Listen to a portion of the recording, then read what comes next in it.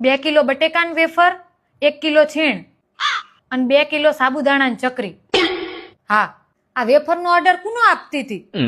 બા એક બેન વર્ષોથી આ બધું બનાવે એટલે એમને આપણો ઓર્ડર આપી દીધો. આ બધું બહારથી થોડુંક લાવવાનું હોય, ઘરે બનાવવાનું હોય. બા હું ઘરનું કામ કરું, ઓફિસનું કરું કે આ બધું કરું? થોડુંક તો વિચારો.